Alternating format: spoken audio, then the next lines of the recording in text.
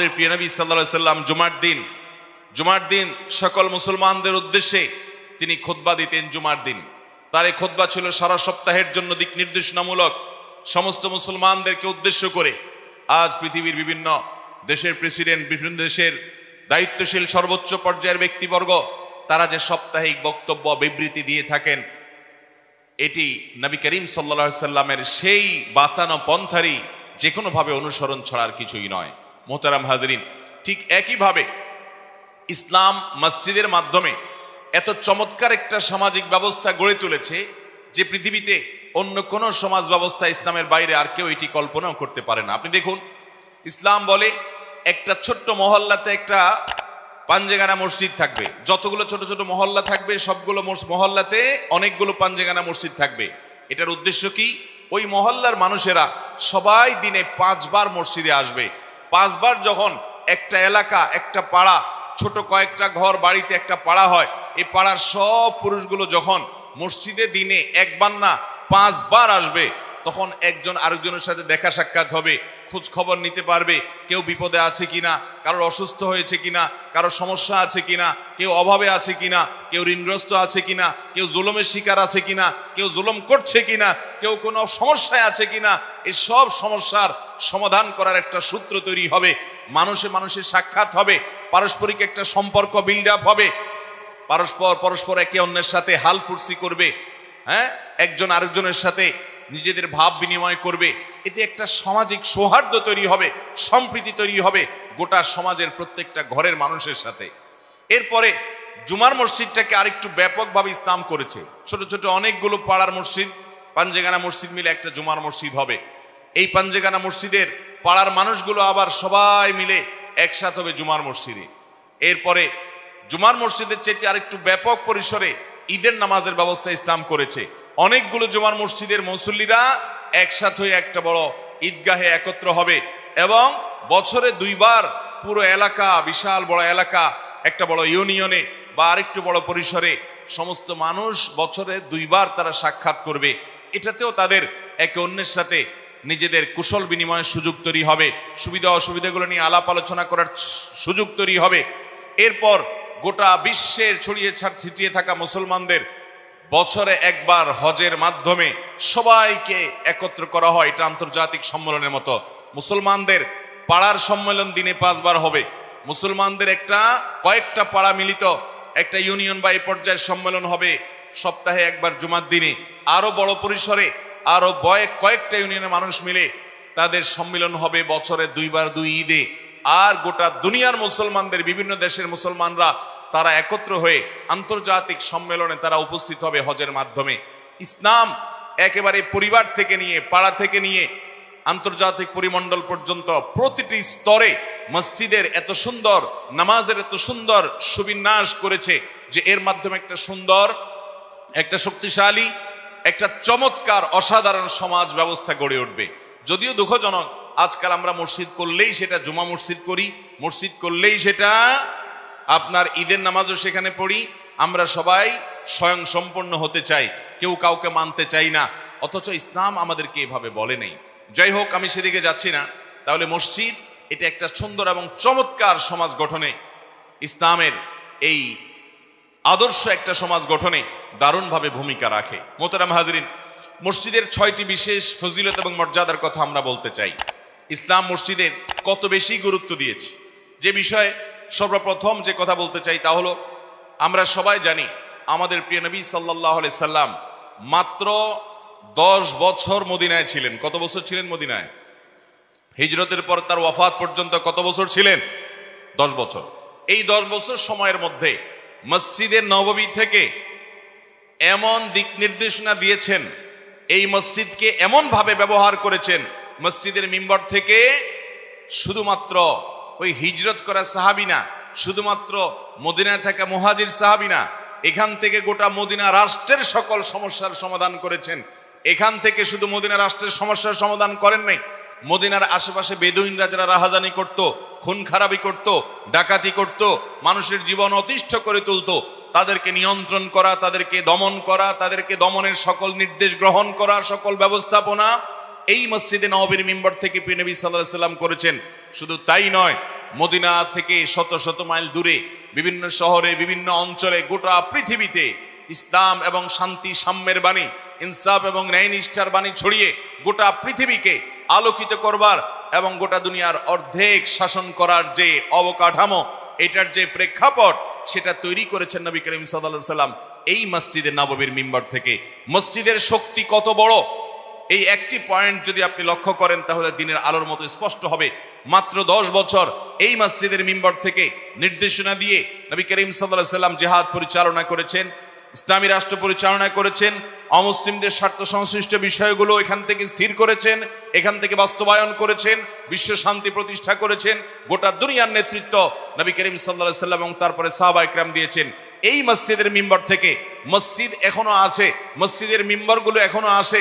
দুঃখের বিষয় হলো মসজিদগুলো এখন আর সেরকম সতেজ নাই, মসজিদগুলো আর এখন আর এরকম শক্তিশালী নাই, মসজিদগুলো আর এখন আর জীবন্ত নাই, মসজিদগুলো এখন সেই জায়গা নাই।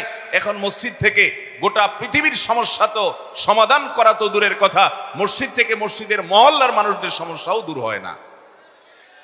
মোহতারাম হাজিরিন, আমাদেরকে এই মসজিদগুলোকে আদর্শ এবং মডেল মসজিদে রূপান্তর করতে হবে। তাহলে গোটা পৃথিবীর চেহারা পরিবর্তন হতে সময় লাগবে।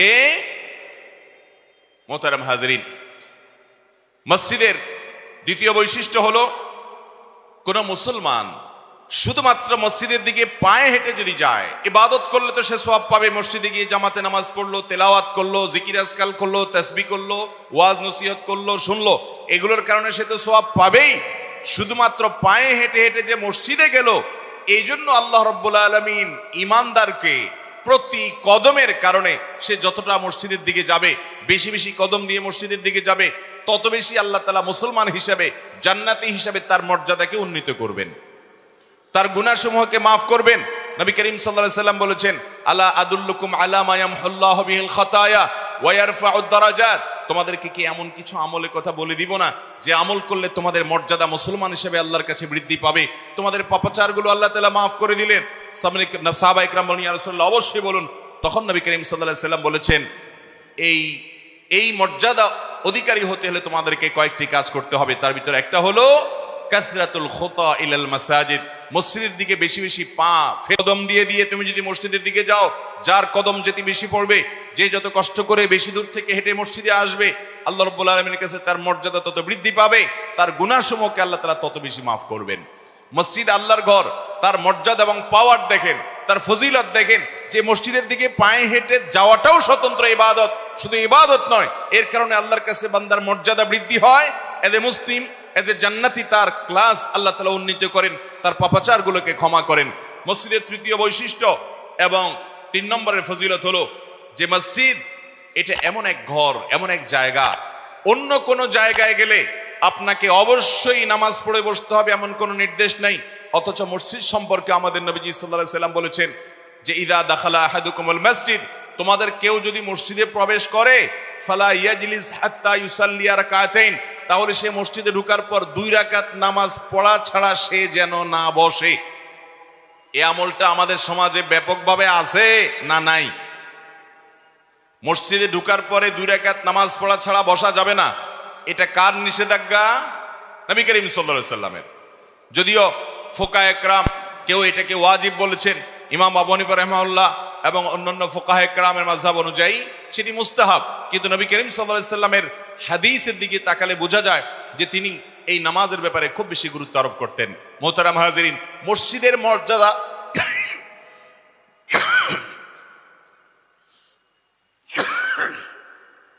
মসজিদের মর্যাদা এত বেশি যে মসজিদে যাওয়ার পর আপনি সেখানে ধপ করে বসে যাবেন, এটা মসজিদের আদবের খেলাফ। বরং মসজিদে যাওয়ার পর কি করতে হবে? 2 রাকাত নামাজ পড়তে হবে। 2 রাকাত নামাজ, এটাকে বলা হয় তাহিয়াতুল মসজিদ, এটাকে বলা হয় দুখুলুল মসজিদ। অতএব এখান থেকে বোঝা যায় মসজিদে প্রবেশের যে ফজিলত আছে, যে মর্যাদা আছে, আল্লাহ রাব্বুল আলামিন এখানে প্রবেশের পর 2 রাকাত সালাত আদায়ের যে নির্দেশ দিয়েছেন, সেখান থেকে বোঝা যায় এই মসজিদ কোনো সাধারণ জায়গা নয়, আল্লাহর কাছে সবচেয়ে প্রিয় জায়গা।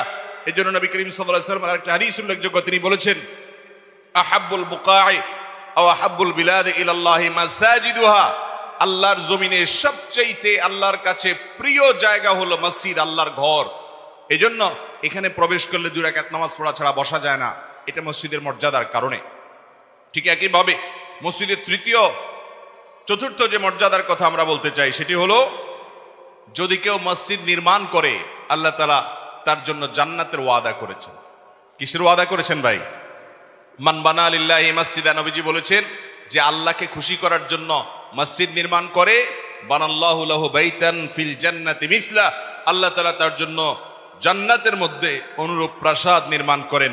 অনেকে বলতে পারেন মসজিদ নির্মাণ করা এটা তো বড় লোকের কাজ, আমরা গরিব মানুষ কিভাবে করব? তাদের উত্তর হলো, নবী করিম সাল্লাল্লাহু আলাইহি ওয়াসাল্লাম আরেক হাদিসে বলেছেন, কেউ যদি পাখির বাসার মতো ছোট মসজিদও করে, এত ছোট মসজিদ তো হয় না, এটা কথার কথা এবং বোঝানোর জন্য বলা হয়েছে, যদি কেউ তার সাধ্য অনুযায়ী অনেক সাধারণ মসজিদও নির্মাণ করে বা এটাতে অংশগ্রহণ করে, আল্লাহ রাব্বুল আলামিন তার জন্য জান্নাতে প্রাসাদ নির্মাণের ওয়াদা করেছেন। মসজিদের মর্যাদা এত বেশি মুহতারাম হাজিরিন। ঠিক একইভাবে 5 নম্বরে মসজিদের যে বৈশিষ্ট্য সেটি হলো, দুনিয়াতে যত ফজিলতপূর্ণ আমল আছে, আমল আছে সারা দুনিয়াতে, হাদিসের সকল ভান্ডার, কোরআনে কারীমের সকল আয়াত, এই সবগুলো অ্যানালাইসিস করলে সবচাইতে ফজিলতপূর্ণ যে আমলের সওয়াব সবচাইতে বিপুল পরিমাণে, সে আমলটি মসজিদ সংশ্লিষ্ট, মসজিদের সাথে সম্পর্কিত, আমরা অনেকেই জানি না।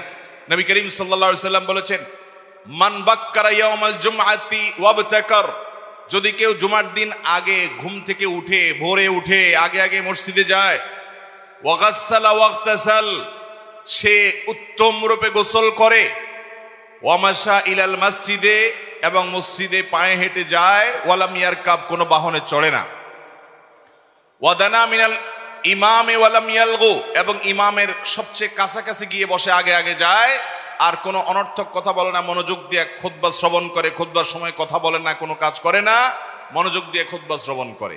এই 4টা কাজ যদি করে, আবারও বলছি 4টা কাজ, মান বাক্কারা ইয়াউমাল জুমআতি ওয়াবতাকার, জুমার দিন যে আগে উঠে, ভোরে উঠে এবং আগে মসজিদে যায়, ফজর জামাতের সাথে পড়ে, জুমা আগে যায়, এবং গোসল করে উত্তম রূপে, মসজিদের দিকে পায়ে হেঁটে যায়, কোনো বাহনে চড়ে না, আর ইমামের কাছাকাছি যেয়ে বসে, কোনো অনর্থক কাজ করে না, এই 4টি কাজ যদি কোনো মানুষ করে, নবী করিম সাল্লাল্লাহু আলাইহি সাল্লাম বলেছেন, তাকে ওই যে মসজিদের দিকে পায়ে হেঁটে আসলো, সে প্রত্যেক কদমের বিনিময়ে, যতগুলো পা ফেললো সে, প্রতি পায়ের বিনিময়ে, প্রতি কদমের বিনিময়ে 1 বছর রাত জেগে তাহাজ্জুদ পড়া এবং দিনে রোজা রাখার সওয়াব আল্লাহ তাআলা দান করবেন।